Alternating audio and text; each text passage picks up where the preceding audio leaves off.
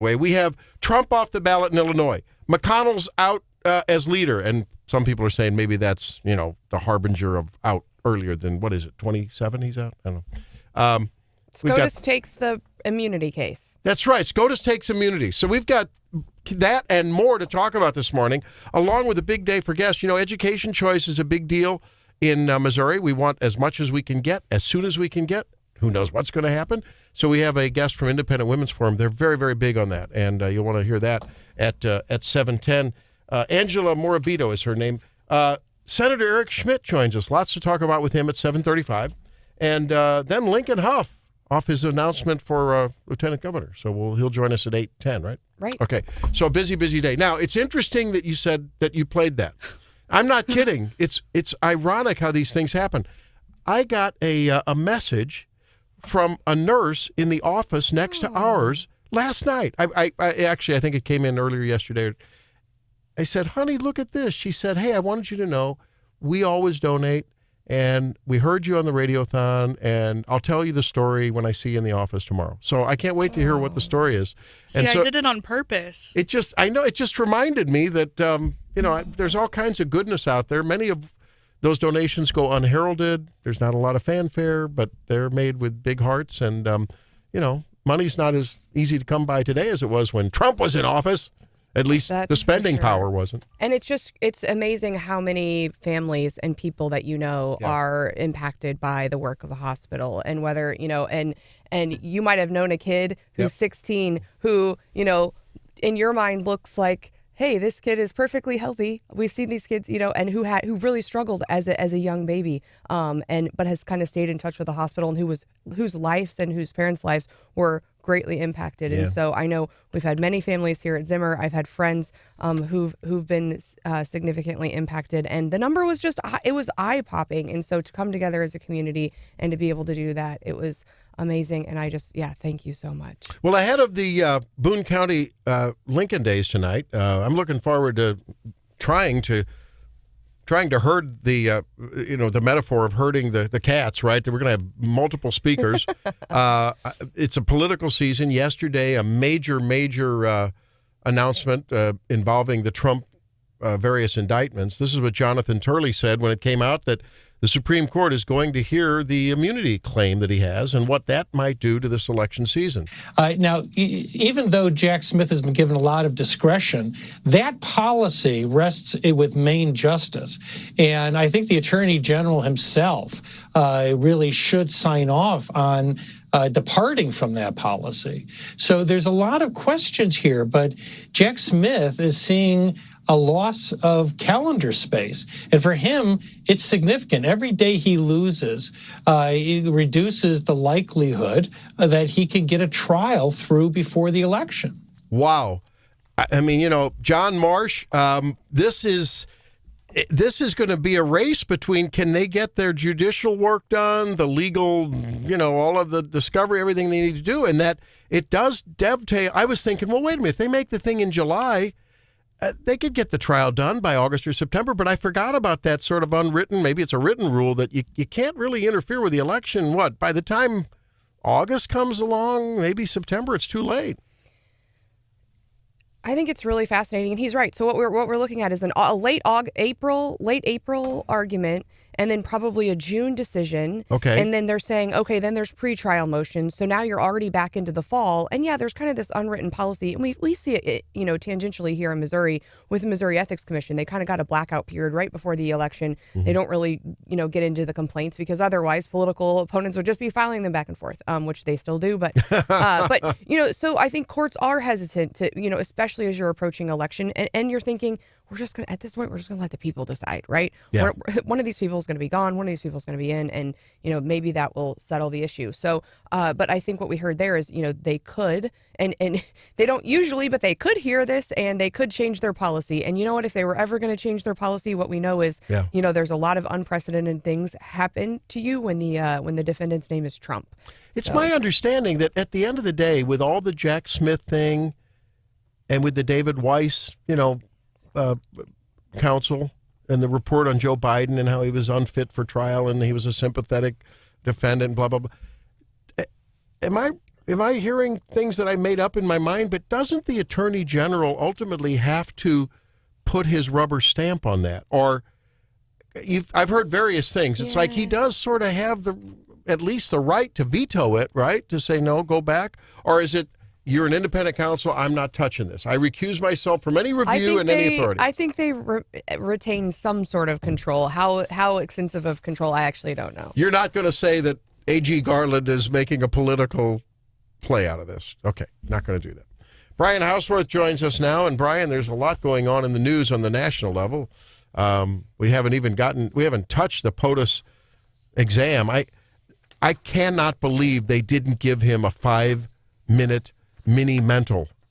It's called the 5-minute mini mental. You're given, 9 or so objects, comb, I think umbrella, elephant. I don't remember all of them, but there's a lot of them. I've seen that done with kids. Right, and I think it's probably a variation of that, or maybe the very one that you heard Donald Trump go on and on about, back in the day. And there's been comments made like, where did they do that? No, it wasn't necessary. KJP said not necessary. He shows his cognitive resilience every day. Uh-oh. My kids always failed on one of those. I think might have been the tweezers, and they were like, I don't know what that is. Yeah, well, you're given these objects, and then you're asked to repeat them immediately. Yeah. And then you're asked to repeat them 5 minutes later. You're told that you're going to be asked to repeat them. And in between, you're asked to, I think it's either they show you a clock, an analog clock, so Hannah would fail. And I'm kidding. Rude. Hannah, a little bit of ageism, I know. Yeah. But that whole show me a list of objects and then I have to repeat them 5 minutes later. That's tough. Tricky. It is tough. And you get a lot of credit if you get most of them. I think it's not it's an all or nothing. But one of them, I think either it's like draw 10, 15 on the clock. You have to put the big and the little hand there. And there's a couple other things.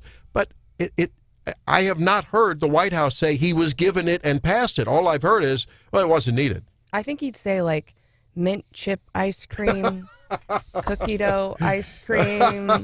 What's on his mind that he would repeat back? Yeah. Corn pop was a bad dude. I think let's give a little history here, guys. Let's give a little history, and that will resonate, I think, with a lot of our viewers and listeners, viewers on Facebook. President Ronald Reagan. This issue came up when he was president. There were questions. Late in his second term.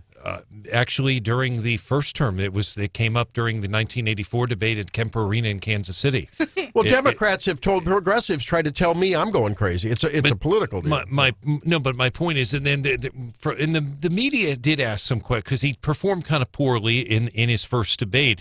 But I'm going to contrast the way Biden during that a couple of weeks ago when they had the press conference about him not remembering where his son, the church was, and the stuff. Basically, they said that his well-meaning, but basically they said it did not portray him the most positive light about his age. It was scathing.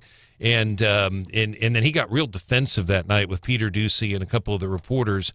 President Reagan contrasts that in the debate in 1984 when they tried to ask him about his age. And I don't know if you remember, his response was, I will not try to exploit for political purposes my opponent's youth and experience. And the point is, he turned it around and the issue dropped. Dave, Ronald Reagan knew how to communicate. He not only turned it around, he went on the offensive with one statement. Yeah. I mean, it was amazing. It's just he was called the great communicator. Even Walter Mondale, who, by the way, was very well respected and a very good candidate. I think he would have made a good president too. Ronald Reagan just it contrasted to the way President Biden. I thought he got very defensive, and especially with Peter Doocy's question, and then the second lady that asked questions that night, he got defensive with her as well. So yeah, it is interesting.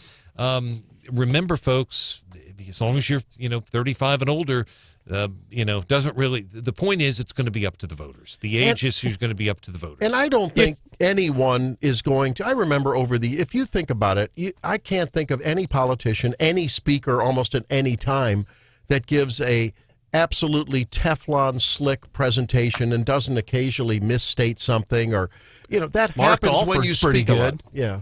Well, he's pretty good. You're right. But even, Jay Ashcroft's taking a lot of heat over his comments related to veterans.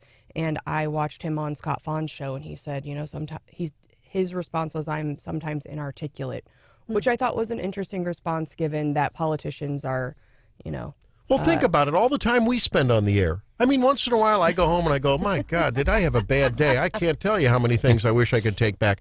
And we're not professional politicians, of course, but I mean, it's a percentage game, right? I mean, if you're going up to bat every time and no one hits 1,000, right? Correct. You're going to make a mistake. And the more you speak, the more there's a chance for error. And you try to do your best, and if you make a mistake, you try to correct it. You talk about presidents and the way their physicals have been covered over the years. Ronald Reagan took it tough, but think about how the press sort of swept things under the rug back in the Kennedy administration. Because Randy can remember, John Kennedy was a sick man. He'd been wounded in World War II. He had Addison's disease. He was on a lot of medications, and they flew that under the radar back then. They did. Well, and did you hear Mitch McConnell speak yesterday? He didn't. He just doesn't sound like he's in good health. Yeah, I think he kind of recognized that. He sounded a little weak. His speech wasn't very clear. Like his articulation was not what you're used to. No, and he's frozen up a couple times at press conferences, and we want everybody to be healthy. So I just I'm big on that. But no, the point you make, Randy, about people can. All of us, every one of us in this room, every one of us listening, sometimes we'll get something wrong when you say it. But it's just it's the repeated gaffes. But when that special prosecutor a couple weeks ago was talking about President Biden, he decided not to charge him. If you read the report and read what he said about the president's memory, it was not positive. It was scathing. Yeah, but I think it was. It just was. There's no other way to say it. Yeah. Well, the rest of us don't have the safety of the free world hanging in the balance either. If we screw something up, we might get the radio station sued. Well, but there's different ways. There's making a mistake, right, or just plain misspeaking. There's also saying what you really feel, but that you've been told by your handlers not to actually say. That's true. But that what's actually on your mind and in your heart. And then there's purposefully misleading, like we see from KJP. Absolutely. And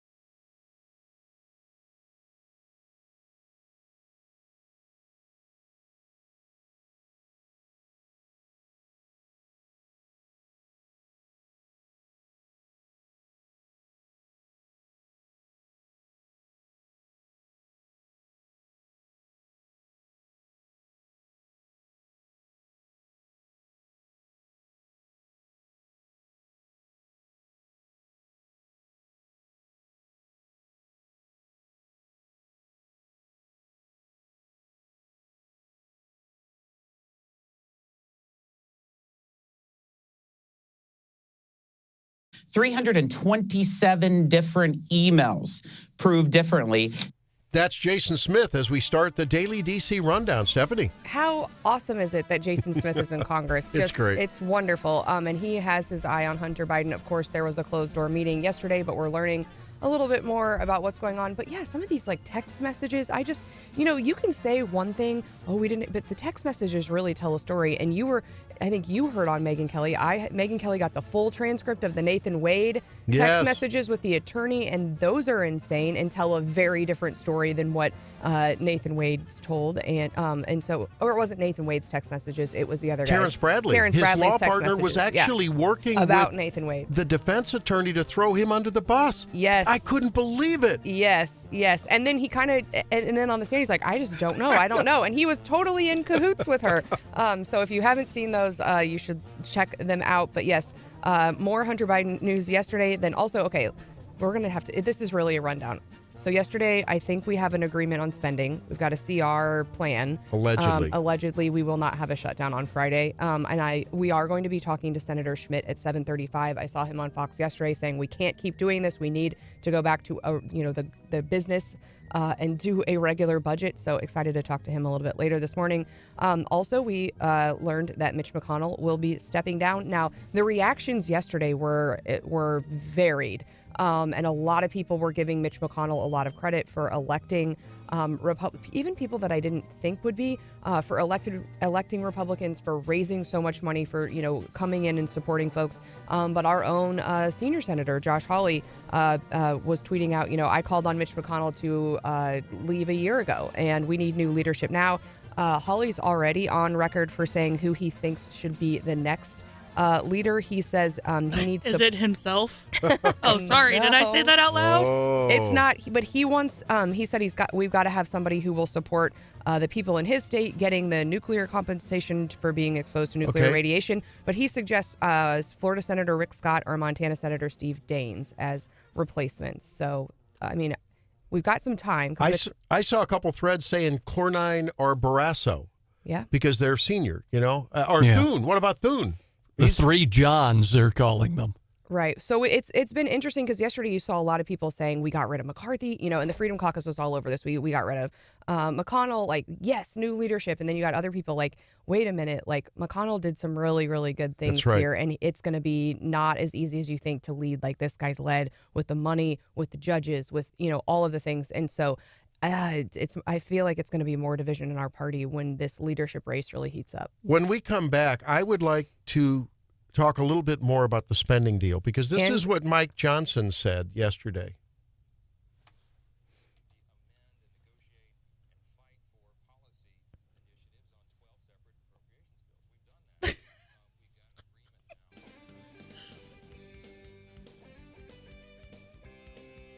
So are we going to be able to do individual packages or not?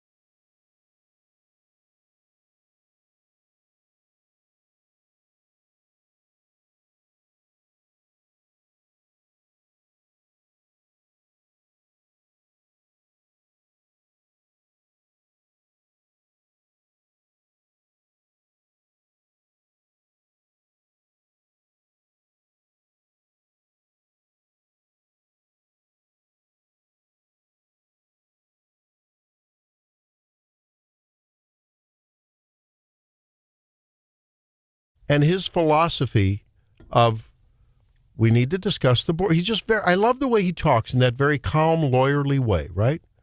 Stephanie does that with me frequently. I get all worked up, and she just keeps it calm. She keeps it steady. Lawyers are good at that, right? Right, John? They're good at that. They keep you relaxed. She may object to your comments, but yes. So, no, I like that. I mean, did you see Fannie Willis? Well, okay, the lawyers I know. I must Bad travel. example. I travel in good lawyer circles. Okay. But do they teach you that skill to keep your cool, don't get excited, don't raise your voice, just, No, I mean, there's plenty of lawyers who will walk in and like pound the table and get all flustered. I don't know. It's just really, But it's interesting the way you're able to, when people are getting worked up, you're measured and steady. Oh, I can get worked up. Stephanie also has a way of telling you that you're an idiot without telling you that you're an idiot. Oh, yeah. And it's quite an impressive skill, actually. Well, wait a minute now. I think there are variants on that gene, and that gene is found in the X chromosome. So when you have 2 doses of X chromosomes, all women are very good, in my experience, at making me. Do you find that, John? Can your wife just bring you to your knees with some kind of very calm comment that just makes you feel like an idiot? I found that. Never. Never experienced You're anything lying, like brother. that ever. You're lying. And Stephanie then takes it on to steroids. She has the mutant Stephanie gene can that do can it just with- destroy you. She can do it with one question mark. Oh, the question mark. Very true. The question mark. Very true. So anyway, I got a little confused. I had the button that plays the sound as a preview inside the studio, but not for you all out there. And then it was like, and when Hannah gives me this sort of stink eye look, like, what the hell are you doing? Then I and sometimes I don't know that I'm not doing. I felt like Joe Biden in front of the trial. That's not going to happen. The jury should be sympathetic to me. I didn't even know what I wasn't doing. Yeah. What were the words? Feeble-minded. What was in the report?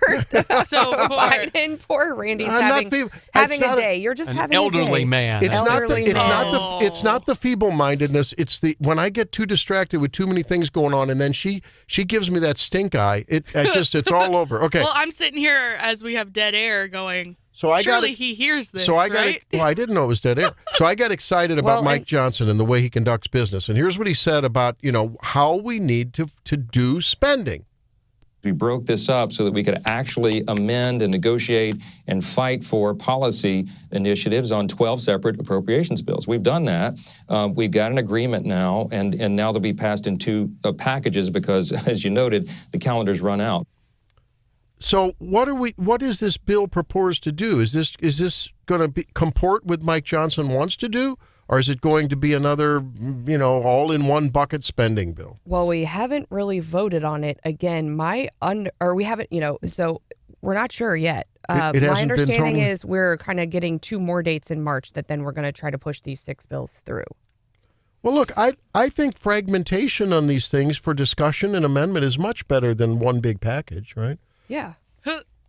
And I think that's where a lot of people are wanting to go, is to try to separate this stuff out. It just it gives you less to bargain with.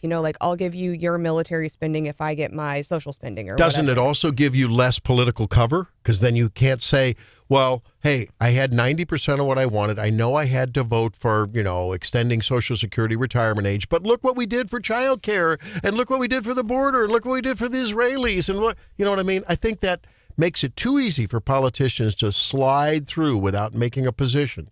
I don't like the idea of politicians running undercover with big omnibus bills. Not good.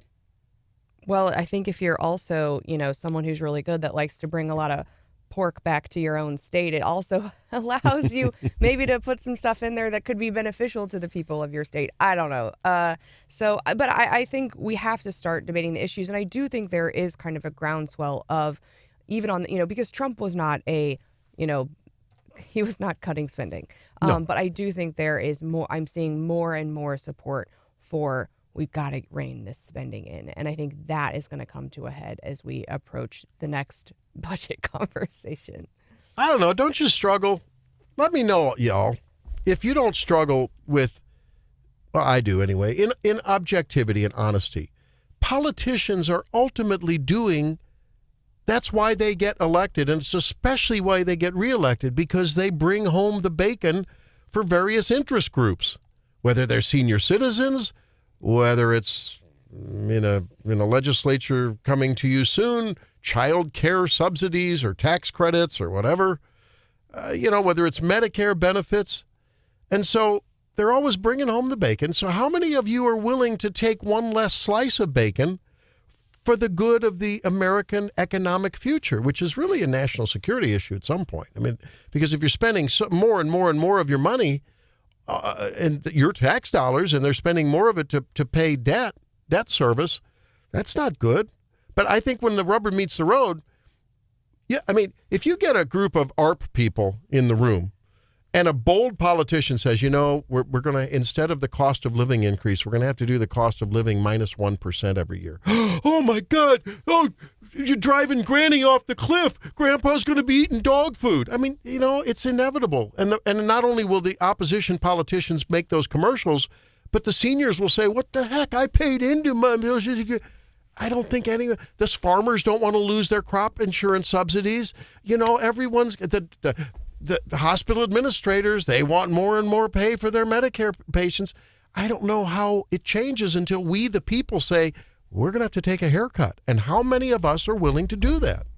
Well, and I think, we talked a little bit about like RNC spending yesterday, and I said, we wouldn't be really drilling down into these expenses about Starbucks and McDonald's if the RNC was flush with cash. And I think the same goes for the American people. If the government is not on my back, if my regulatory costs are down, if I am flush with cash because the economy is rocking and rolling, if you tweak my taxes by a little bit or add a fee or something, I'm not really going to be complaining. I'm not going to be scrounging for a cost of living increase or whatever, because the economy is rocking and rolling like when it was, Trump times. And, a little bit around the edges, but right now, when we're already scrimping and feeling we've got a lot of people who are hanging on, who are living paycheck to paycheck, no, they're going to, hold on to those benefits really tightly. And I honestly, and I think, and so in contrasting the federal government with the state government, we've seen, our state has done a really good job, I think, of rolling back taxes, right? Mm-hmm. And I think it's really, it's made Missouri more business friendly. I think we've had a lot of big successes, and I think, we're seeing on the revenue side that we're still growing as a state. And so I think, you can, and whether you're rolling back taxes or, cutting other programs, I think if you're allowing people to keep more money in their pocket and do what they're best at doing, then people can support you in that. I'll buy that. So what you're saying is awareness of the problem, the kitchen table issue, right? When things are going up on inflation because of government spending or whatever, then you suddenly become aware of that. And I think many people do connect the dots of government spending and inflation, and then how that hits home with your real spending income. Okay, but I think most people are looking the other way when the government is raising their printing of the money or the borrowing of the money or both to keep those benefits coming in the moment. It's only after the water's under the bridge and the program is in firm foundation that people don't want to touch it. That's the problem. These things, wasn't our Constitution originally designed to raise a tax for a road, raise a tax to raise an army, fight the war, then scale back the taxes? I was talking about this with my son last night. These taxes become enshrined, and the spending connected with them becomes enshrined, and then it never sunsets. Well, look at our local school districts. Every single time they say no tax increase bond. And what people don't realize is actually you get a reduction because it would sunset. But what they do is they just keep continuing it. They're like, we're not asking to raise it. We're just going to keep the tax on you forever. And it's clever. Don't get me wrong. Yeah. And I vote yes every time because I love my school district and they are doing great things. But it's, it's a little bit of it's a clever smoke and mirrors game that they play. There's no doubt about it. Well, when you think about in state politics and the things that really affect us, I would bet, and I haven't seen the data. I got to find the data. Maybe our friends at Show Me can help us with that. Okay. But, they publish very detailed reports on how much is spent per student in various districts. And then they also publish related reports that talks about performance of the students in those districts. I want to know, compared to public schools, how do the private schools or even, I think it would really, really hurt the public and the private schools to look at the spending on homeschooling and how successful those kids are, right? But let's just look at the structured school environment. I would do a pretty good wager and venture a pretty good bet that the private schools spend no more than the public schools, and yet their performance is probably better, private and parochial schools. I don't know. But if that's the case, my point is, if that's the case, we could save money in this state and reduce the need for further taxpayer increases and other things, and maybe provide some momentum for property tax decreases on the other hand. If we just said, look, Father Tolton's doing a great job, whatever school here is doing a great job, private school, Montessori, whatever, they're doing a great job, and they're doing it for $9,000 a kid, and the public school's not doing such a great job, and it's $14,000. We're giving everyone $9,500. Have a good day. Go find a school that works. You're back to the talk about school vouchers. Yes, I know. Some years it's well received, but most years it's not. Yeah, and I think, there have been discussions about, for instance, consolidation of some of the smaller school districts to try to save money, especially on administration. And yes, the data is out there in that it is not correlated between amount of money per pupil spent and outcomes. And so certainly giving, and I would say, and part of the school choice argument is that, it's different strokes for different folks. And there's a school that might be really good. And if you show up to the Capitol and see some of the parents, there might be a school who's really good for kid A, but kid B, it's not the best fit. And so I think allowing parents to have more choices when it comes to your own kid's education, I think should be our number one priority, and where we are almost to spring break, actually. Yes. And haven't really done squat. No. Well, we're back to the discussion we've had on the air here lately, too. Even asked the lieutenant governor and some of the candidates about it. The debate, like Hallsville and Harrisburg in Boone County with the 4-day school angle. Right. Yeah, and Show Me just came in and did a panel on that, and it's tough. And again, it's nice because they say, if we had choice, then parents who 4 days works that could pick a 4-day week, and if you're in a family and you need 5 days, you can pick that, and then schools the marketplace will dictate. If more people are picking 4-day weeks, then schools would be incentivized to go to a 4-day week. If more people are picking 5 days, then the market could kind of sort that out. But right now, if my school went to a 4-day week, we'd have to pick up and move.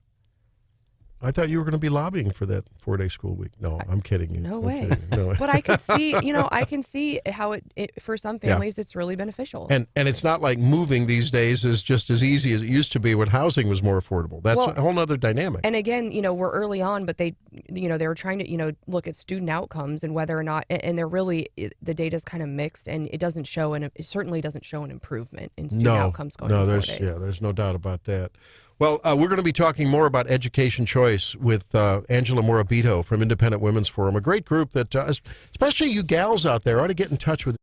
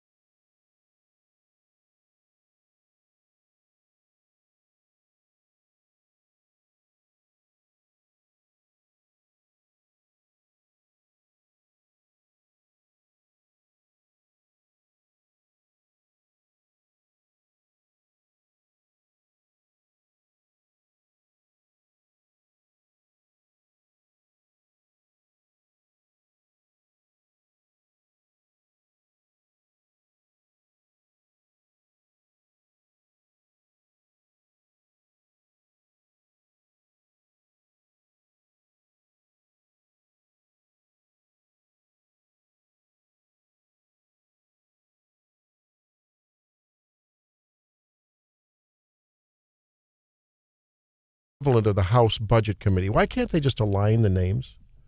Why can't they do that for us simpletons? The Senate is special. We're, they're special. Yeah. Apropes is what they refer to it as in the Senate. What's that? Apropes, the Appropriations Oh, Committee. the Appropriations. Oh, the Appropriations Committee. Well, he controls the purse strings. Right?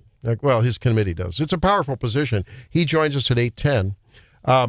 So now executive orders have become pretty much the way that presidents get done what they want to get done, just by bypassing an end around, doing an end around the legislature. Now Joe Biden is just hell-bent on taking away our guns, Stephanie, and taking away our freedom with our guns. He is, and this was actually not an executive order, though. This was a Trump-era regulation in response to the wave after the Vegas shooting and talking about bump stocks. Now, Joe Biden has talked about bump stocks and executive orders, but this goes all the way back to then.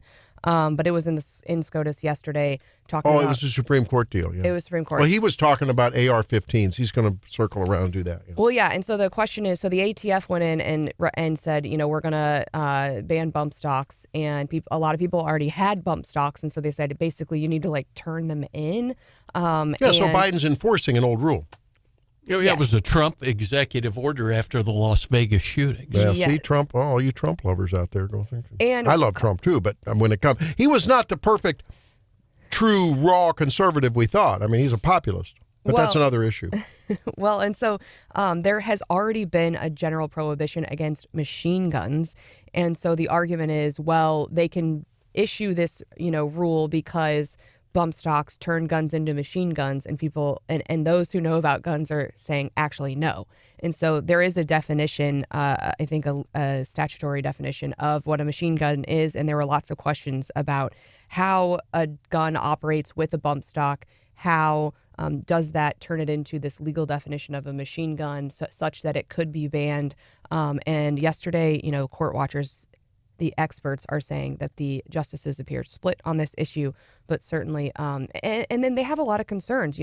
If I bought something legally and it's legal to possess it, and then now you criminalize it, right? What if I don't know? What if I, and then I'm supposed to turn it in, and it's not just a civil penalty; it's a criminal penalty. Really? Yeah. Ooh. Then that seems unfair. Similar to the debate with the black rifle, the AR pistols. That's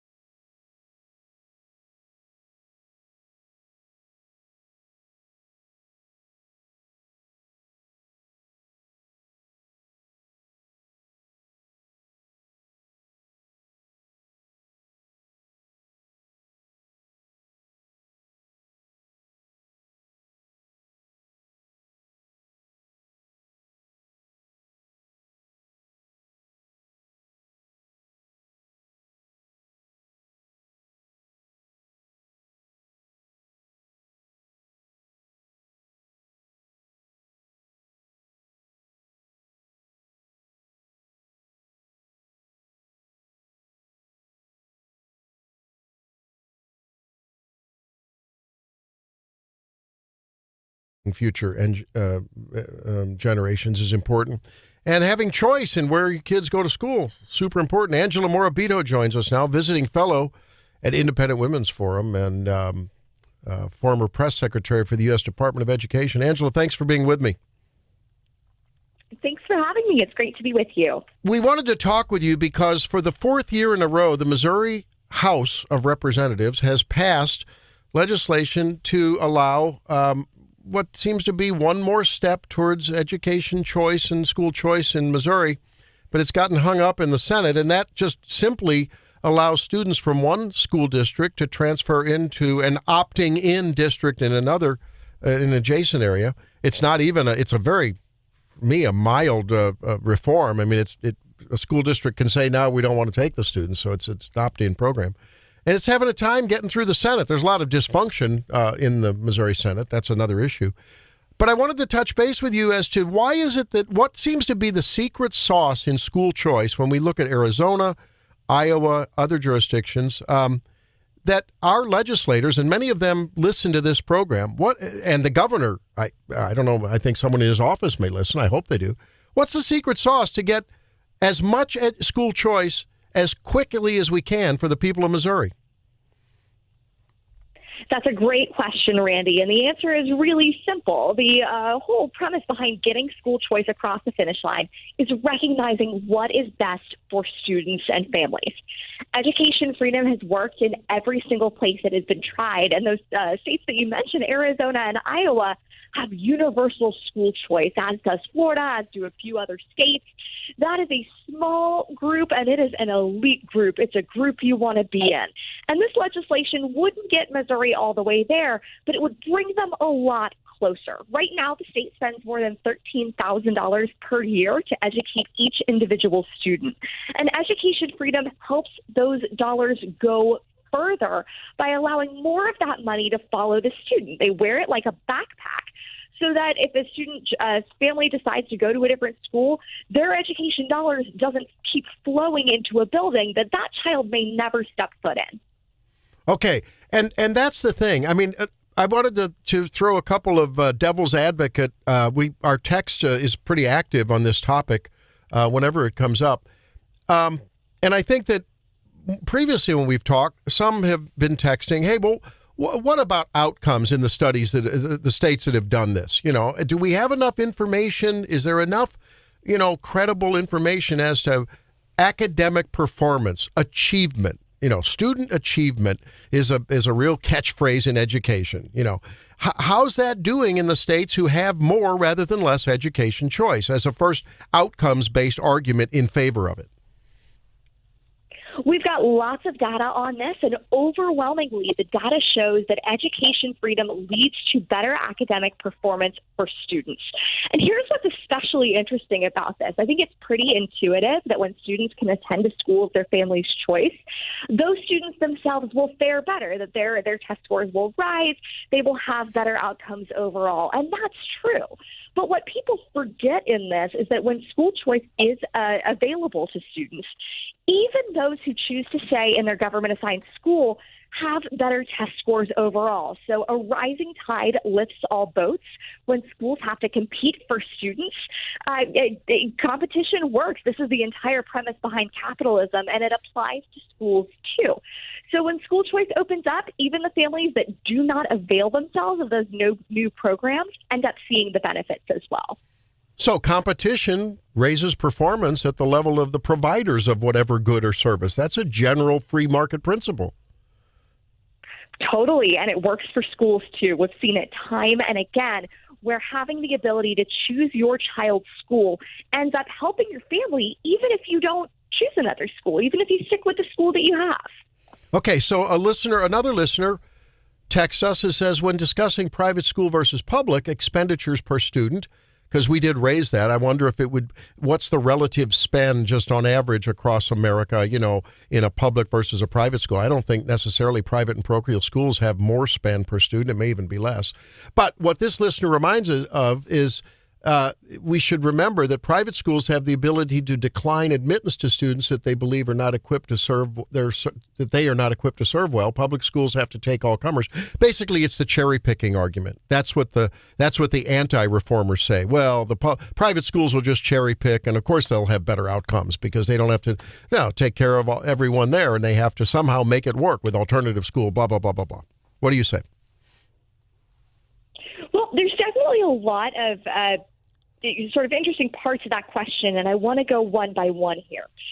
First, you talk about the per-student spend. Those education tax dollars can go further at private schools than they do at public ones. All across the country, it costs less to educate a child at a private school than it does at a public one. And in Missouri, the difference is about $3,000. I mentioned earlier it costs over $13,000 to educate a child in a public school each year. In a private school, it's a little bit over $10,000 per year. Wow. So even when you take out outcomes, which are overwhelmingly positive, this just makes financial sense. And second, that cherry picking argument that, well, private schools can pick and choose. I think we're sort of losing the bigger picture here, which is that your average private school is not the elite private school you hear about on the nightly news.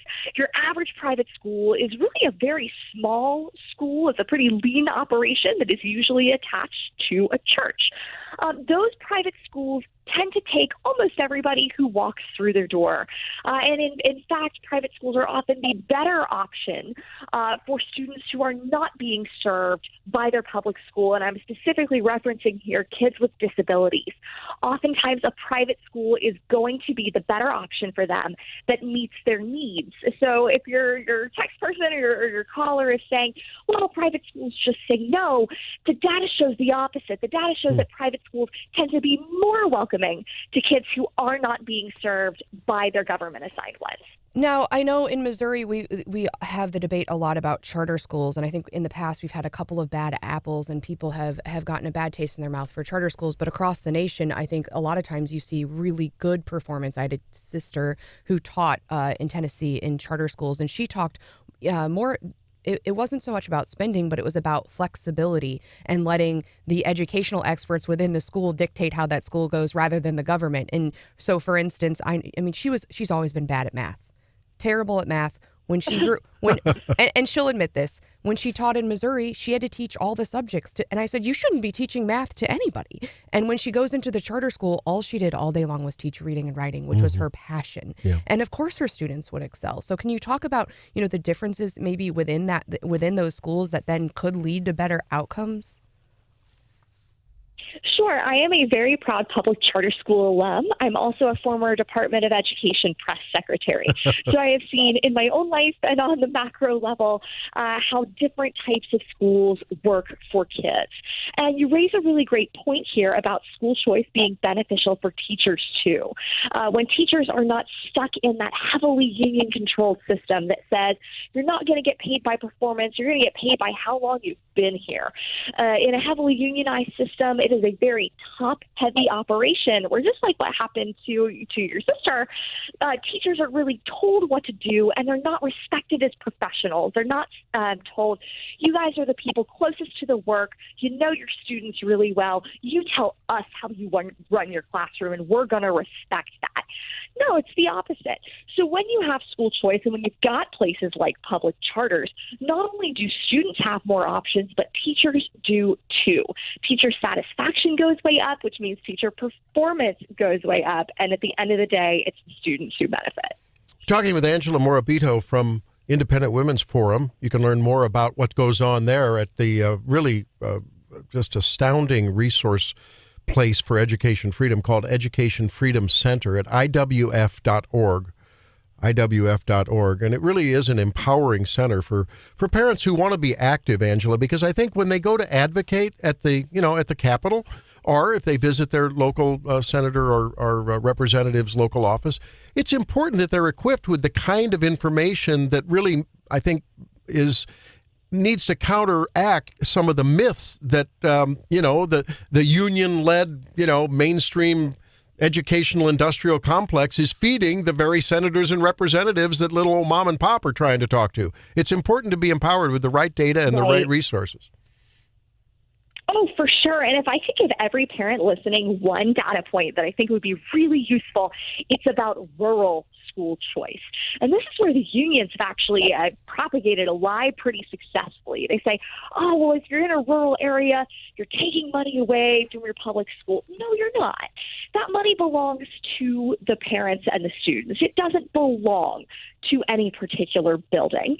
And right now in Missouri, you are limited. You cannot be part of the Missouri School Choice program called MO Scholars unless you live in a town with more than 30,000 residents. Now think about that. A student's future and the number of options that they have shouldn't be limited if they live in a really small town. In fact, those families need more options, not less.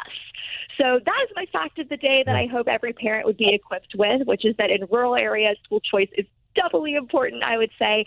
It's important in my state of Georgia. It's important in Texas, where the unions actually had some success reining in the school choice movement because of that lie about rural school choice. Yeah. So everybody should know no matter where you live, school choice is going to help you out. Well, and Angela, you're so right. In fact, we had a texter who said, the rural legislators are loath to really adopt this idea because they're worried about where's my funding going to go. And in fact, as in every instance we've raised with the other side arguments, it actually, the opposite turns out to be the truth. So I'm so glad that you're here and that you've joined us to point out the realities here.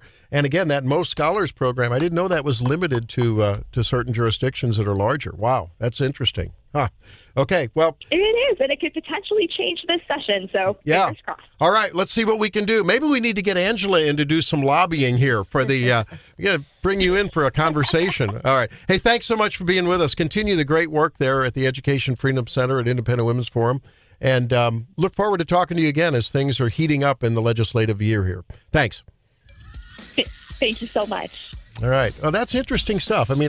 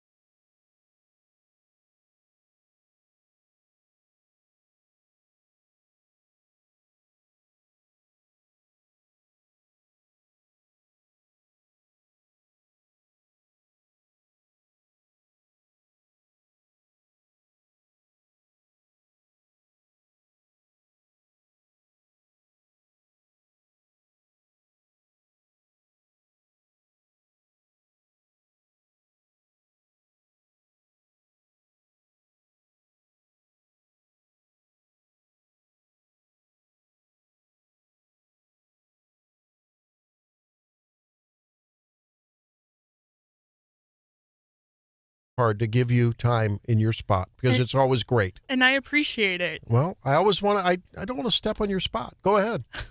All right. Stephanie actually sent me this last week, and I was intrigued, and I had to wait for the follow-up story, okay? The rest of the story. Yes. St. Augustine, Florida, hosted their first ever, quote, Florida Man Games. And, yeah, like, you know the Florida Man joke? Please tell me you're in on this. Go ahead. Keep on going with the story. I'm not. Someone later texted us about it as well. Yeah. Okay. Because they knew we'd be into it. Florida Man. Yeah, Florida Man. It's kind of a meme, right? Because some of the wildest stories come out of Florida. Yeah, that's true. You know, if an article starts out with Florida Man, you know it's going to be good. Oh, okay. Right? I see. Okay, describing some kind of a news character. Okay, go ahead. Yeah, kind of, sort of. Yeah. But the people of Florida are playing into the joke, right? So some of the events at the first ever Florida Man Games included a mullet contest, a, quote, weaponized pool noodle mud duel, and what they called a Florida sumo contest, where the competitors tried to spill the other competitors' beers. Oh, that's great. And the last man standing, you know, was the winner. There was also a pork butt eating contest, a Florida ma'am beauty contest. Ooh. And my personal favorite, an evading arrest obstacle course. And I guess the actual police officers participated in that and played the part of, you know, law enforcement chasing the Florida man. So the question that I have posted to the Wake Up Mid Missouri Facebook page is, if we were to host a Missouri Man games, what type of events should we feature that would be, you know, Missouri specific? Well, I think, John, I was going to say, why don't you and I go down there and compete in the pork butt contest? I'd like to do that one and bring it back to Missouri. I like that one. I think it would definitely be. It would definitely involve a lot of beer and then having to drag an 8-man raft down the Hough when it's 100 degrees out. That would be my recommendation. You're right. Some type of, you know, float race, right? So not just dragging the raft to the water, but who can finish the 3-hour float first? Yeah, or when it's all dried up and you have to literally get out and the portage a canoe for a mile. I mean, it is not fun. Randy, I'm glad that you want to participate in the pork butt eating contest because we know you wouldn't do very well in the mullet contest. No, I would hurt. I was going to say I'm opting out of that one. I'm recusing myself. I think another thing in the Missouri contest could be it could be pickup truck on snowy and icy road contest. There Don't you you think? go. Missouri, four-wheel guys, drift there. Yeah, Missouri guys like to do that. They like to overdo it in the snow and end up in the drift. Something that we do at Anchor Fest in Centralia every year is anchor driving, which is kind of unique. What is that? Well, of course, so A.B. Chance Hubble is in Centralia. Right. And, you know, the OG A.B. Chance invented ground anchors.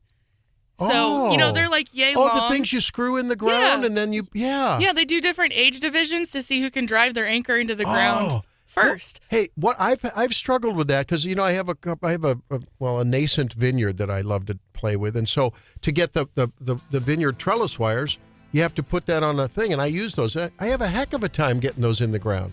Brett texted us 874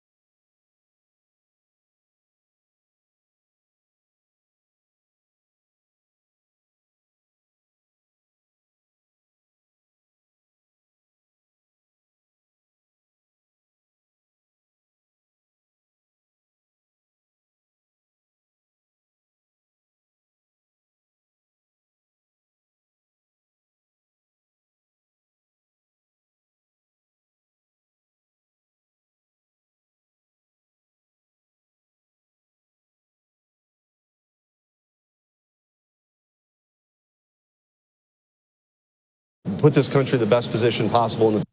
Well, there's Eric Schmitt, Senator Eric Schmitt. He joins us now on Wake Up Mid-Missouri. And Senator Schmitt, welcome to the program. Lots of talk, lots of consternation going on with this this spending cliff that we're facing again. Yes, for sure. By the way, can I just point out the music you guys have on hold is great. So, like, when you're waiting to come on, I and maybe someday we'll get to like walk-up music, when we come on or something. But it was great. So anyway, that's just as an aside. But yes, to more serious topics. Yeah, look, the clip that you just played is, I think, a growing sentiment, not just among Republicans, by the way, but also among Democrats, that, there's a few people in each chamber that try to control the entire agenda, and people are boxed out of it, and you end up with a situation like we're going to have here, probably like in a day, where you say, well, we've pre-negotiated this, temporary spending package.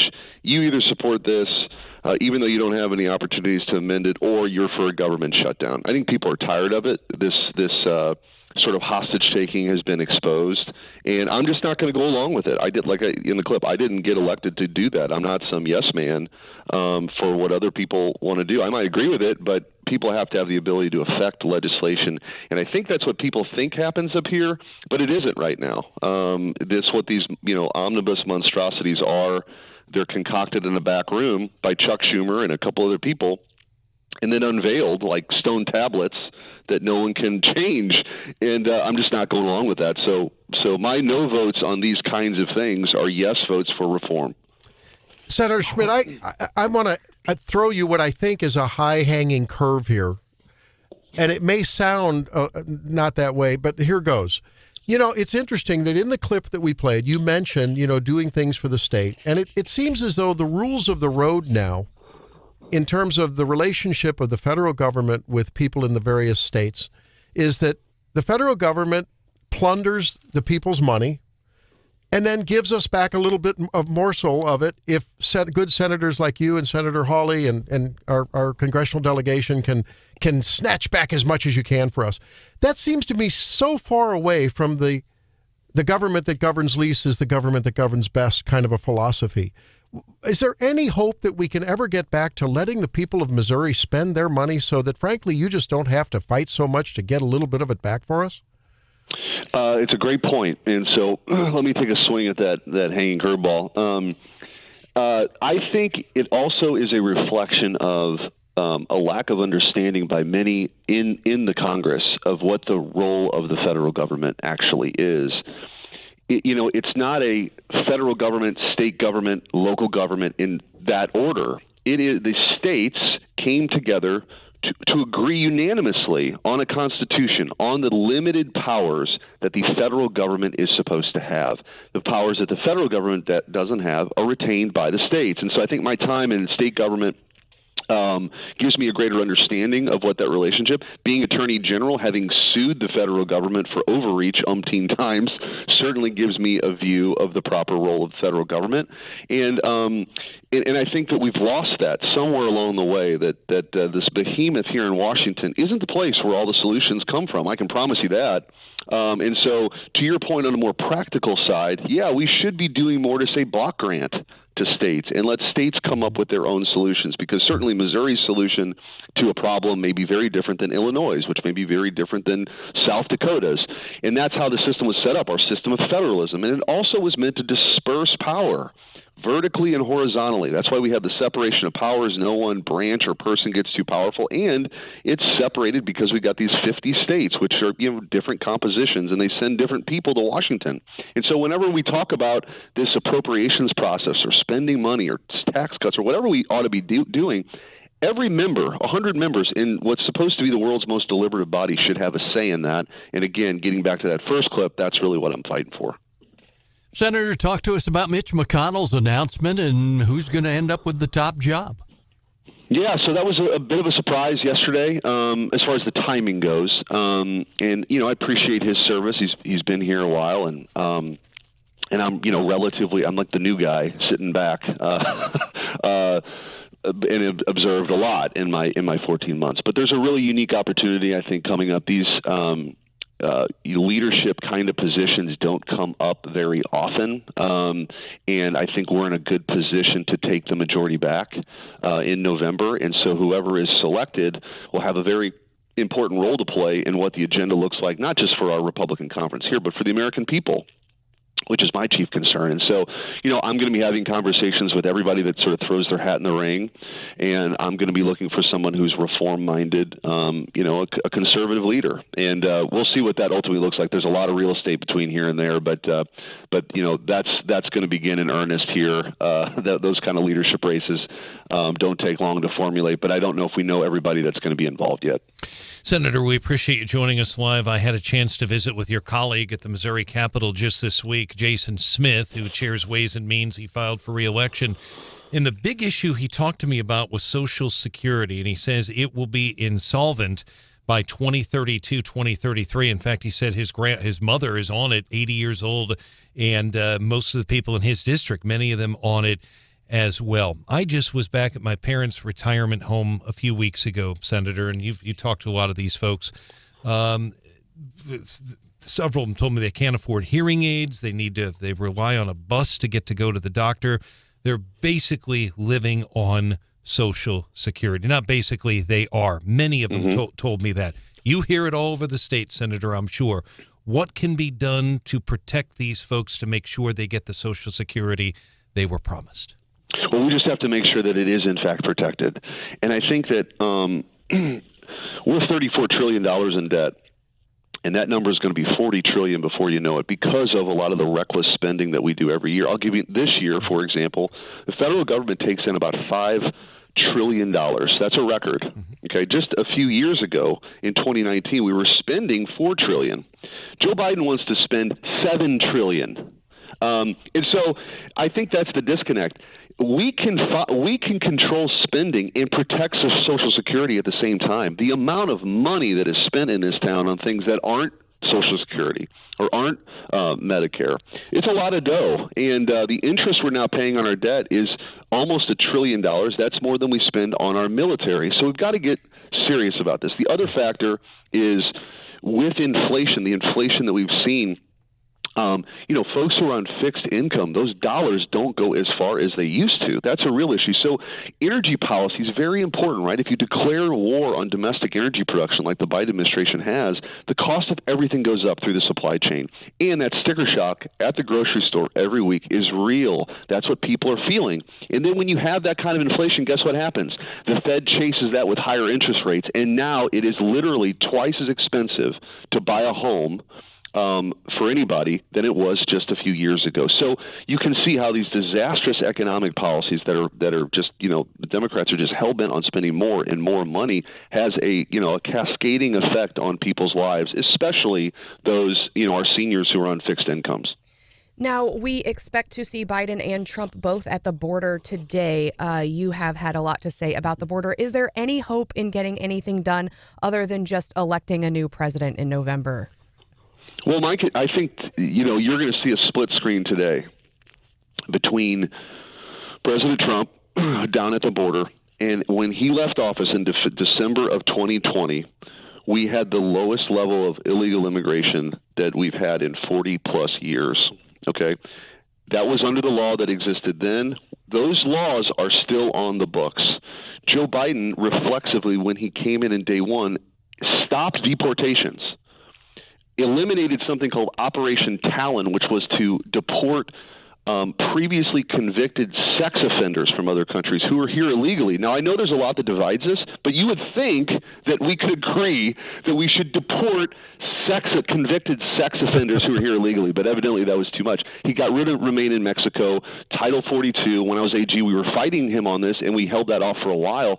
But all of the open borders crowd now, they've got what they wanted. They got what they wanted, and now we have 9 million people here illegally. People who are coming are are encountered at the border and then released into the interior of the United States. Many are given court dates sometime in the 2030s. This is not, no country in the history of the world has willingly ceded its own border. But I think it's a result of the people who are in charge now, including Joe Biden and Mayorkas and the people around them, who believe that these lines, borders, which, sort of define our sovereignty, are just arbitrary lines on a map. And so it's no longer the theoretical discussion from some PhD writing a white paper. We're living it. It's in this country. And so I think you're going to see that contrast when people look at that today. And that's also going to be a reflection of what happens, I think, in November. You can talk about anything you want to talk about, but the border issue is number one right now on people's minds, and I don't think that that's going to go away in the next 6 months. That's Senator Eric Schmitt joining us on Wake Up Mid-Missouri. Senator, you mentioned Alejandro Mayorkas. He's been impeached by the House. It's crickets chirping in terms of when and how a Senate trial will be conducted. What's the story? Well, Chuck Schumer wants to do make a procedural move, which is to table it. So what happens is the articles of impeachment will come over from the House. They're presented, they're read, and senators are sworn in, and a trial is supposed to happen. This has happened 21 times in our nation's history. In 17 of those, a trial came to fruition. Guilt or not guilty was determined by the Senate. In 4 instances, the people who were impeached were no longer in office or were dead. So in every instance where they came over, we had a trial, and it came to a conclusion.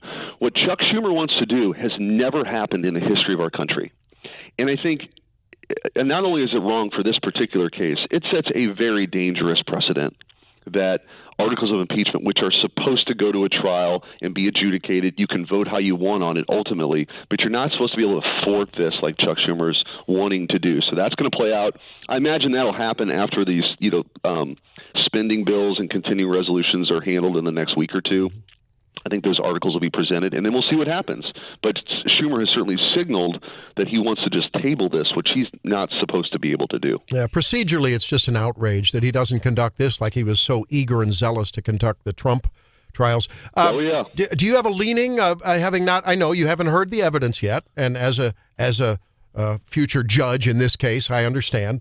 Do you have a leaning based on what you know so far on how you'd vote? Well, I certainly think they had cause for the articles of impeachment. As a potential and likely juror here, I don't get too far ahead of it.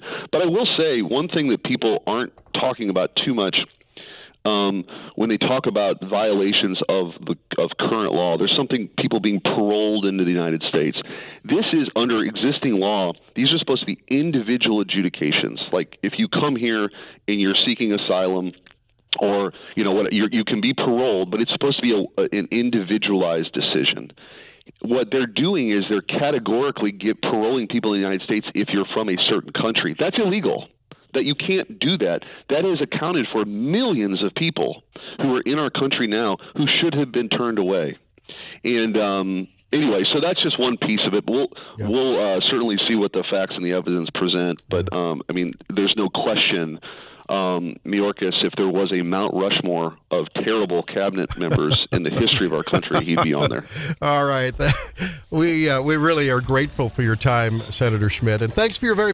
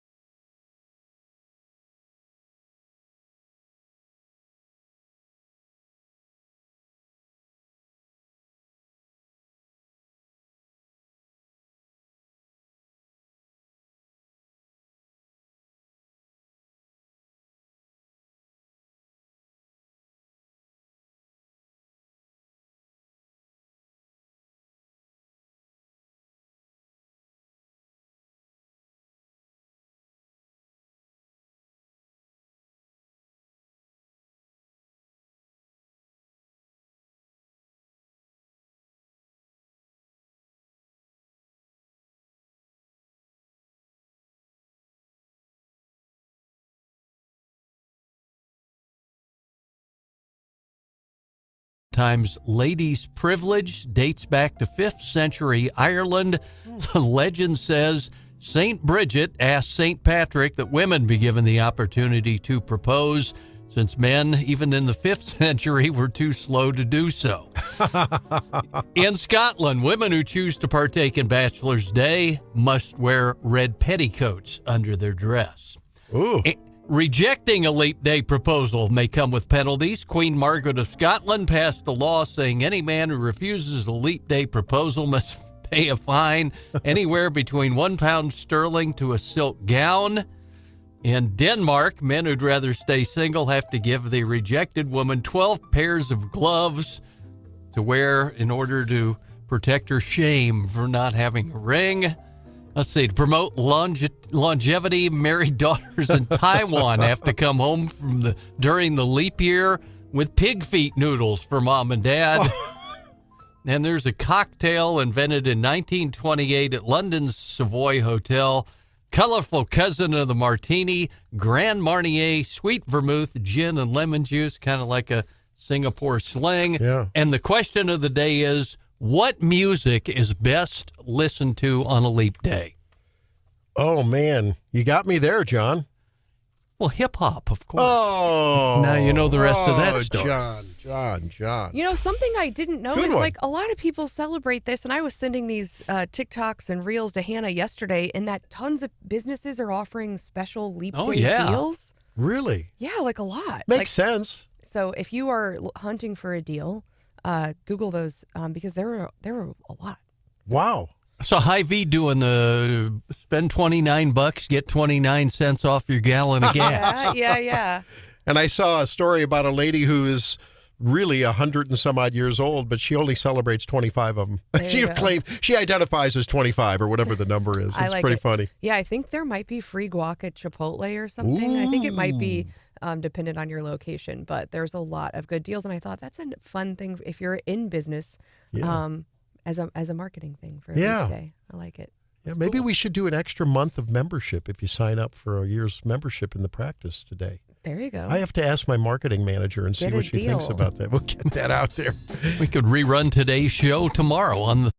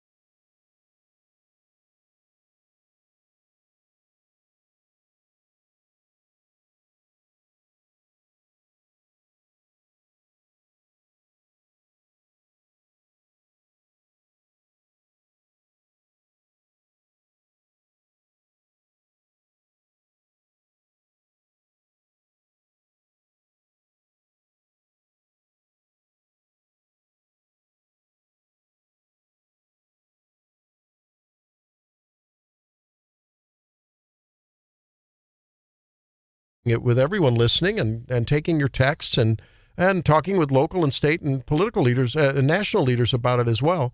The High Court, the High Court, 6 conservatives and 3 liberals. Yeah, that's right. And he appointed 3 of the justices. 573-874-9390, the number if you want to text us. Hey, Senator Lincoln Hough joins us now, who has made for us non-insiders, Senator Hough, a surprise filing for lieutenant governor. Congratulations on that. Now the heavy lifting begins, huh? Well, I appreciate that, Randy. I hope it wasn't too much of a surprise to too many folks, because we've spent, I would say, the better part of the last 6 months traveling the state and kind of testing the waters and seeing what it looked like out there, and the support just kind of kept building. And when the time came to make a decision, we're going to jump in this lieutenant governor's race, and I'm excited. Spent last week down in the Boot Heel, spent a little time in Poplar Bluff, and then did some stuff in Southwest Missouri over the weekend, and it's kind of off and running. You find out real quickly how big this state is. And there's a lot of variety. You talk about diversity, one of the favorite words on the left.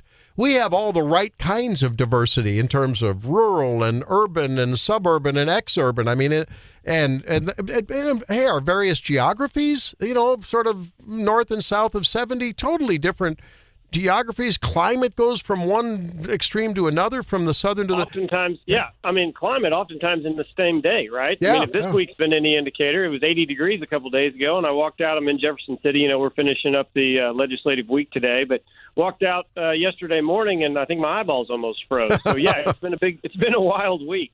All right, let me. So normally when you apply for a job, you look at the job description. And you say, my skill set is really suited for that. And I think, I could slip into that job and just make a huge difference.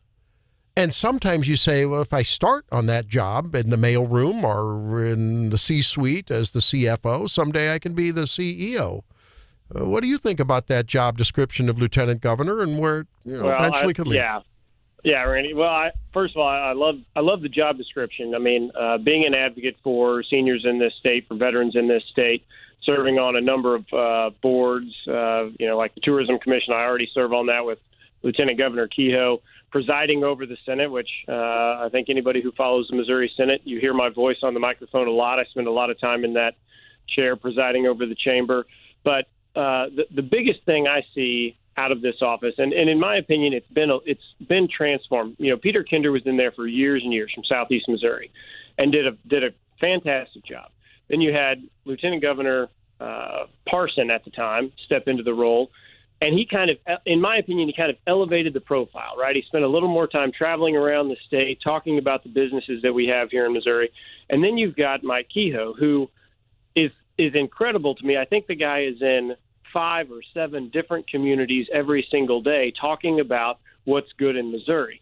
And so as I have been traveling and have been, talking with folks, that's what I want to see. I want to see more positive nature come out of this political world. We're real good, and I think the last time I was on your show, I kind of made this point, but we're real good at tearing each other apart. I think we need to get better at building things together and building this state, building our communities for the future. Senator, talk to us about something we've talked to you about before, and here we go again this session. Your bill basically for in the weeds, but the FRA bill that funds a big part of the Medicaid program and all, you're catching it again from the Freedom Caucus folks, and it all revolves around the angle with this Planned Parenthood and Medicaid money. Yeah, and I think, and I appreciate you bringing that up, Brian. You're right. It's about a third of our Medicaid budget. This is about a $4.5 billion renewal that's been renewed, I believe, 16 times through the years. So not until recently has it turned into this political football. But again, the world of politics being what it is right now, everyone tries to find some wedge issue and make something where there really shouldn't be this kind of a conversation. Now, the good thing is the House up here in Jefferson City just, I believe, yesterday worked on the defunding Planned Parenthood language, is the short version of what we talk about, which I'll remind folks, Governor Parson, through an administrative rule change last year, actually changed the requirements for Planned Parenthood, for providers to be reimbursed with Medicaid dollars. So as of last year, so this entire fiscal year, as long as I've been the Senate Appropriations Chairman, we have not been reimbursing that provider with Medicaid dollars with any tax dollars, right? So no state, no citizens' tax dollars. Your hard-earned money is not going to that provider. So it's kind of, in my opinion, it's not an issue. It's not something that definitely needs to be attached to a $4.5 billion portion of the Medicaid program that then could put us out of compliance with the federal government. And you're right, Brian, this is kind of a little bit down in the weeds, but it's important for folks to know that, you know, when you have politicians that try to make issues where there really shouldn't be issues, they can have real impacts on everyone across the state. It's a big deal. That's Senator Lincoln Hough. Of course, he's chair of the Senate Appropriations Committee here in Missouri, a powerful chair. He joins us on Wake Up Mid-Missouri. Senator, we appreciate you joining us. I was down at the Capitol just this week interviewing Congressman Graves, and I saw you nod at me as I was interviewing him, and I would have talked to you, but you were going over to file yourself. I would point out for our listeners, and Lincoln will remember this, it wasn't all that long ago, there were people that in both parties at the time that threw this idea out that we didn't need a lieutenant governor, that they didn't do anything. And I'll give two examples. One was just a terrible try. And then the other one was not that long ago. Governor Carnahan died in office in a plane crash, and Roger Wilson took over. Right. And he became governor, and they got him in there at literally 12:30 in the morning. And then the other one would be Eric Greitens resigning and Mike Parsons. So obviously that's important, Senator. No question about that. You have really championed transportation during your career in not just the Missouri Senate, but I remember covering you in the House. You championed transportation as well. As lieutenant governor, and I know you've talked a lot about I-70, you've also talked about I-44, what can your office do to improve transportation across the state? Because there's still a lot of roads that are in bad shape. Sure. Well, you know, I think I'll tell you about a couple of the things that we've done while I've been in the Senate, and then we'll talk about, you know, what we can do moving forward. Sure.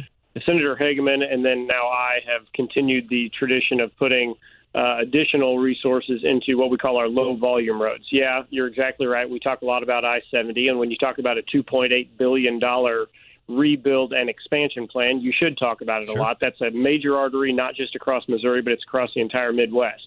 And then when you talk about the impact of I-44, the environmental study that was tied to the money that we put on I-70 last year, that will hopefully get I-44 in a place in the next few years where we can put some serious resources into that interstate also. Those make huge differences, not just for the communities right along those roads, but then when you tie in the low-volume roads that we're also putting hundreds of millions of dollars into to rebuild and replace.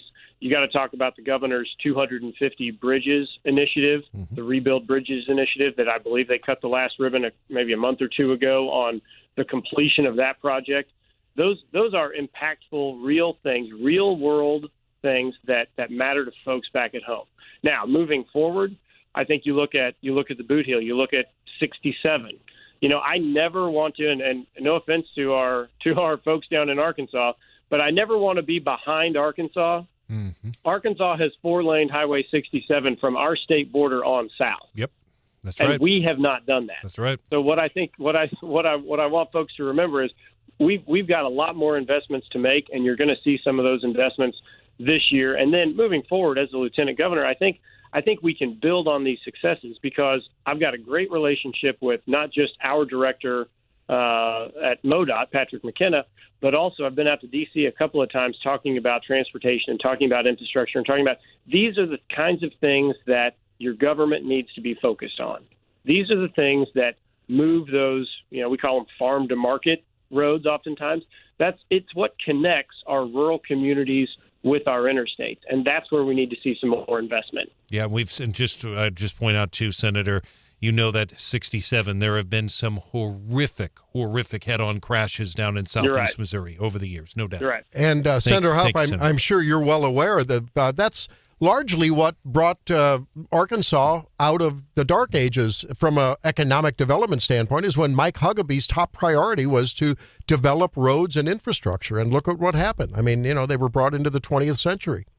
Well, and not only do you put a whole lot of men and women to work while you're constructing those roads, you then build out the intersections, you build out the communities, you end up having convenience stores and supermarkets and factories, along those improved routes because it all just works so much better. Yeah. No doubt about it. Hey, well, congratulations on your filing. And last word in the last minute we have, what differentiates you between the other GOP candidates for lieutenant governor? Well, this is an easy one. My name is on the largest tax cut in the state's history, over $1 billion going back into the pockets of every working Missourian in this state. And that's due to the work that came out of my office a couple of years ago during a special session when we got the call from the governor. And he said, I want you to lead this, and I want you to figure out a way to put money back in their pockets in a responsible way. And that's what we did. All right, there he is, Lincoln Hough, chair of the Senate Appropriations Committee and candidate for lieutenant governor. Best way for folks to learn about you and your campaign? Well, definitely look us up online, LincolnHuff.com, and we're building out the campaign team right now, so we're going to be in your community, so don't hesitate to show up and say hi.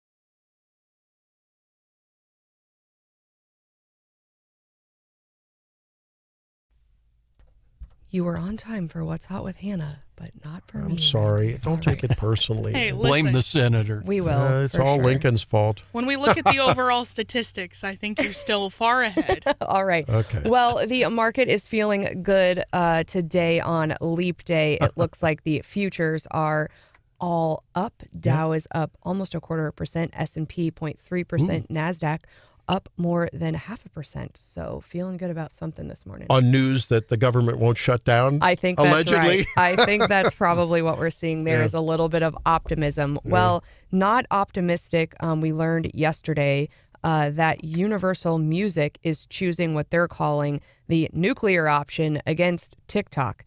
If you recall, come on. I know. If you recall, it's been about, 3 weeks ago, Hannah, that they decided they were going to pull all of their songs, and it's made for a very bizarre TikTok experience. Yeah, like some of my TikToks were even affected.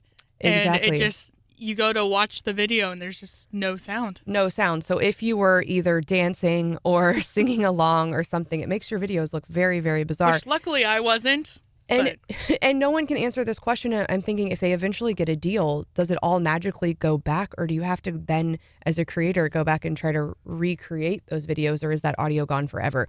Well, Universal pulled the nuclear option yesterday, and they're basically forcing TikTok to remove anything related to Universal, and it's a lot of music. So the Wall Street Journal has some charts about the percentage of videos that contained music by social media platform.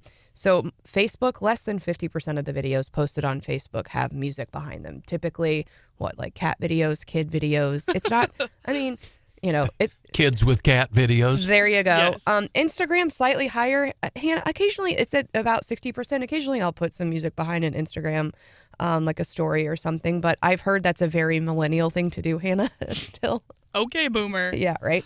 But YouTube obviously is a little bit higher at 84%, and TikTok is at 84.63. So overwhelmingly, this is impacting TikTok and hurting the platform. And a lot of people are down on TikTok right now because not only has it increased its advertisements by quite a bit, and this new TikTok shop thing is taking kind of over the platform, the fact that because not only did they remove music, now when you want to do it, you want to create music, you think in your head, I really want to use this song. The library of the songs by which you can then create has shrunk dramatically. Yes. So I actually just uploaded a TikTok 2 days ago, and I was trying to find a specific song, and I couldn't find any songs by this artist. Mm-hmm. So I kind of had to settle for something completely unrelated. What if you just did this and you didn't need music? Pay attention! We're losing our democracy! You don't need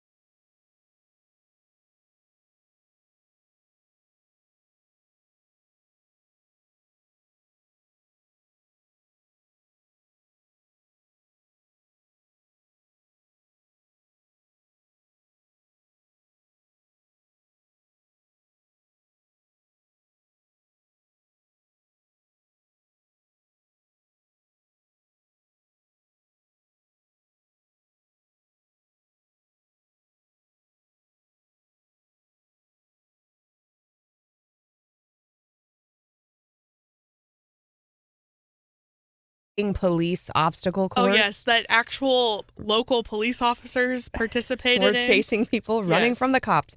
So Hannah posed the question on the Facebook page, if we had the Missouri Man Games? Yes. What types of events would we feature? And the texter kind of blew up during that segment, and all of them were good answers. There was not a single one that I thought was bad. Drew says catfish noodling. I think that's pretty unique to Missouri. I think that's a great one, Drew. That's a good one. My personal favorite is Brett's. He said there needs to be a meth-making contest. Oh my goodness. I like Sam's. He says any Missouri Man contest would involve small livestock, sheep in particular. And I think I've only seen mutton busting at a rodeo with little kids once, but they all had like football helmets, and then they like came out on a small sheep and just hung on. It was the cutest thing ever. Mutton busting. That's what it's Mutton called. busting. Yeah. That's it. That's how they break kids into rodeo. And then at the one at the Cole County Fair, it wasn't mutton busting, but they just let a whole bunch of kids run loose with a whole bunch of goats, and I think the goat might have had stickers on it or something, and you had to like grab it. It was hilarious. I've also seen where they will release a bunch of chickens and try to get the kids to catch them. Ew, gross. Oh, that'd be cute. That'd be cute. James says that there needs to be a team 100-meter race where they have to carry a keg of beer through the woods. Ooh. And whoever has the least amount of foam in their keg wins. Yeah. So mine was you have to drag your 8-man raft after a whole bunch of beer. That's a bet. Over the dry creek bed good one. in the Houssaw, because that is a Missouri experience. That's a good one. And the Florida Man contest included a pork butt eating contest. Yes. I feel like ours would need to be like a pork steaks. steak. Yeah, Yes. pork Yeah, there you go. steaks or like a fried ravioli contest, something like that. Yeah. Well, and there's always the old who does a barbecued rib making contest, right? Who barbecues the best ribs? That's always a big deal. Hey, How about a Momo the Monster lookalike there you contest? go. Yeah. Hey, you're talking about mutton busting and chasing loose chickens. What is cow tipping a real thing, or is that a legend? Is that a real legend? Nobody spoil it for the St. Louis guy. We're going to defer to Brian on that one, I think. Have you verified, is cow tipping a real event or not? I don't know that. I do remember Momo. No, I don't. I do remember Momo the Monster. I definitely remember that from that. That was a famous ride at one time. Brian's going to lead the armadillo destroying car race. Exactly. But Hannah, exactly. Hannah and Randy had mentioned, did you say best barbecue? Yeah. Okay. Rural Missouri Magazine, which Caleb Jones is everybody knows Caleb, former state representative. He now runs the Association of Electric Cooperatives, listens to our show every morning. They write a really good magazine. It's a great magazine. It's really good reporting, and they talk about ice storms and stuff, but they have fun too. And I'm going to give 3 names here. They're all I'm a little surprised. None of them are from mid-Missouri, but the readers of Rural Missouri Magazine the last year voted the Wabash Barbecue in Excelsior Springs and Chillicothe is number 1. I have been there, by the way. I can't disagree with that. It is incredible. Hercules Southern Barbecue in Piedmont is number 2. And 3rd is Rebel Pig Smokehouse and Grill in Palmyra, but that reminds me. Those are the 3. So they're primarily. It's interesting. A lot of North Missouri in there. And they always have a feature about a small shop somewhere, a small mom and pop business, often restaurants or maybe a little organic farm or a dairy or something. It's always interesting stuff. A little woodworking shop or something. It's a great magazine. All the folks that are part of co-ops get that. That reminds me to remind everyone that voting is on now through March 10th. Well, nominating is on through March 10th, and you can nominate your favorite in one of many categories each day, 1 nomination per category each day for the best of Columbia. And you can learn more, of course, through our website, 939theeagle.com or insidecolumbia.net. That's the way to do that. And that's always an exciting competition. Yeah, you can nominate any of us for the local radio personality. Best Speedo Bod. That's a new category. I nominate Brian Hauswirth. Best Speedo Bod. The world's not ready for that. I don't think I'm ready for that either. Yeah, actually. You can also nominate the whole show, Wake Up in Missouri, for your favorite local radio show. That'd be cool. That'd be You can nominate your favorite barbecue place from around mid-Missouri you that bet. you didn't think made Brian's cut. Well, exactly, and I personally, I don't know, and I agree. I hope people do vote for the Wake Up Mid-Missouri team. I know we put a lot of effort into the show, but it really boils. Those are popularity contests. They really are. But we hope to do well. We'll see. I do think in rural Missouri, it depends on what year it is, who votes, but I find very often in a lot of these categories, North Missouri, Randy, you've got a farm in North Missouri, a lot of co-op members. So those places tend to do very well. But by the same token, there's some places the Boot Heel do well as well. Yeah. So it's a good magazine. But that you're not talking about the Best of Columbia anymore. No, this would be the co-op. They were talking about Best Barbecue. So if you go to Duke Medical Center and need surgery there, you may want to think again and get air flighted back to maybe Columbia or Jefferson City or wherever you get your surgery. Right.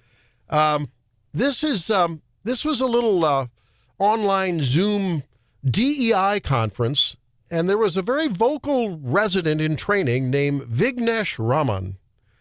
And he was talking about, the surgeon that may operate on you and how you may get differential treatment because there may be a bias that surgeon may or may not have. I'm just saying. And it was a little frightening as I listened to this. We treat patients who are just from the community in the South.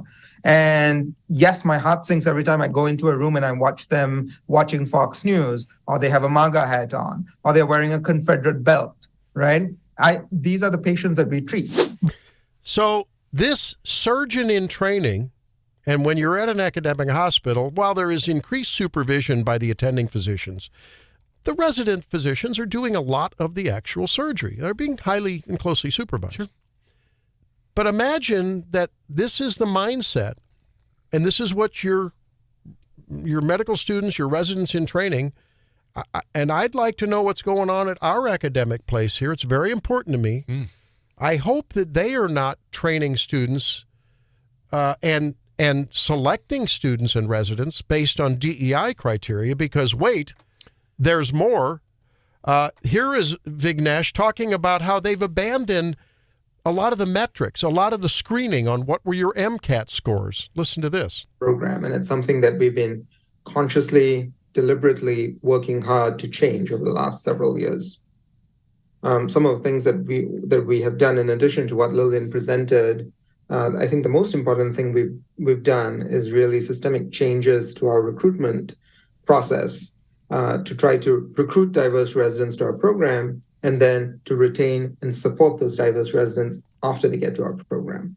So part of this has involved transitioning to a completely holistic review process that we spoke about earlier today, abandoning, all sort of metrics and screens, looking at people's life story. And so they're abandoning the metrics.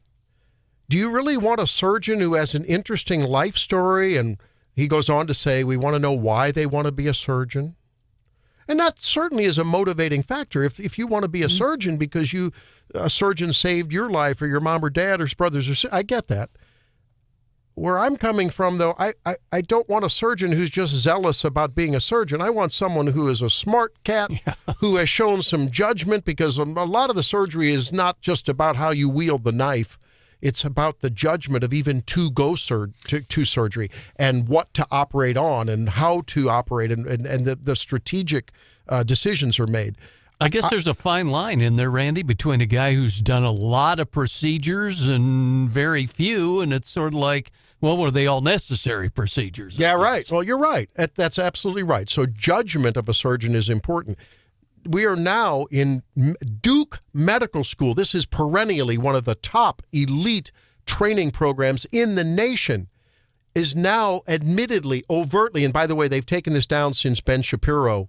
This was Ben has this on his thing, but on their website, they've taken down this, apparently he reports that they've taken this down since he exposed it. They are now selecting people to be based on the color of their skin, based on checking the boxes with their DEI protocols, rather than the metrics that are traditionally looked at as the major screening procedure. They're looking at holistic processes of application. Go ahead, Stephanie. Well, I mean, think about the implications that this DEI stuff had for the banking industry. That went really south. The airline industry recently, yes, that went really south. But in the medical, I mean, people's lives are on the line. Yep. It's astounding to me. I mean, it just absolutely. This is very frightening. And so now, if you wear your MAGA hat into some room and some person that doesn't look like you walks into the room and says, "Hi, I'm your doctor. I'm going to be taking out your appendix." What might you be thinking now? Can you play the first soundbite again? I want to hear that again. I want the listeners, because I want to make sure we all heard it correctly. But he said something about people wearing MAGA hats. Oh, listen to this. From Qatar to get treated here, we treat patients who are just from the community in the South. And yes, my heart sinks every time I go into a room and I watch them watching Fox News, or they have a MAGA hat on. My heart sinks. I'm the surgeon. Hello, Boone County Republican who's going to be at the meeting tonight and hear Stephanie talk about the truth about the abortion IP issue. You're going to do a little commentary on that, right? Yes. You're going to hear candidates statewide, locally, whatever, and many of you will have MAGA hats on, or you will wear them to the event. And many of you watch Fox News. You may read Citizen News Press. You may look at the Daily Wire. Shame on you that you're now going to be looked down upon if you go to Duke University and this house physician, Vignesh Raman, and I can tell you there are legions like him that are going to judge you differently because of that. Well, and I think a lot of people had the situation where we learned that Kim Gardner was a nurse. And it's like, can you imagine as a Republican walking in and seeing Kim Gardner? You know, I mean, terrifying. I checked out of she'd just leave you in the waiting room and you'd never been seen. I checked out of an American College of OBGYN sponsored thing on systemic racism in medicine. I just logged onto it. I was part of a Zoom conversation. It was led by an African-American student in Kansas City, I think. And there were white guys on there who were professors too. And I was like, so I was taught that, yes, if you're black and you have symptoms significant with sickle cell disease, I'm probably going to be thinking about that. Whereas if you're white, it's a very rare problem. There are racial differences that we were taught in medical school to deal with differently. People have different risks, no matter how they got there, no matter whether poverty or the way they were. When you're presented with a patient, you address the symptoms, you look at the objective facts, you treat that person as another child of God. And that's the way I have always, for over 30 years, treat every patient. And I said, are you meaning to tell me, are you, just because of the color of my skin, all you good DEI people on this American College of OBGYN sponsored, that somehow I'm going to treat patients different? Shame on you. Randy, you just don't get it. There's implicit biases that I said, you guys get out of here. I checked out. I'm done. Yeah. I mean, it is gone crazy. This is the same organization that talks about pregnant people and chest feeding. I mean, it has gone absurd in medical training. Ladies and gentlemen, be careful. Be careful. Ask people who are treating you. Are you a DEI selection? Are you a doctor who treats human beings as children of God? You know, I just point out we have a lot of, and Randy, I appreciate. Sorry for the rant, but I mean, I know you're fired. It's gone crazy. We do have a lot of progressives that listen to this show. I know they do. I'm glad they do. And we. You know, have they ever bothered to talk to us and spend a little time over coffee with us? No. Some of them do call into the shows, though, and we do. But if you talk to progressives, the words they use: diversity and tolerance, and tolerance. And you played that clip, and he said his heart sunk, and I have no idea the context, who he is or whatever. His heart sunk because people were wearing a MAGA hat.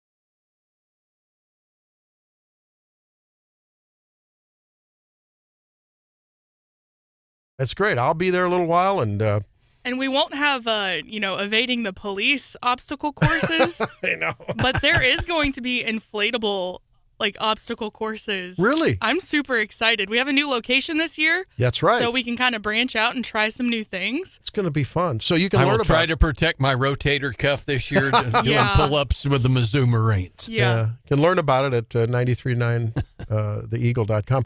And will there be axe throwing? I always wonder. Is there going to be axe throwing? That's Have a you guy done it thing. before? I have not, but Oh, I'd like to try. Is it fun? Yeah. We should do a show competition, axe throwing. Okay.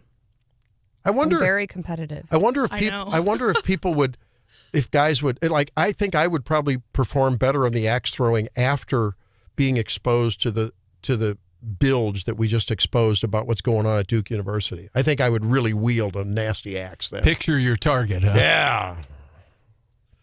Hunting and fishing, sports, food, beer, power tools. Oh,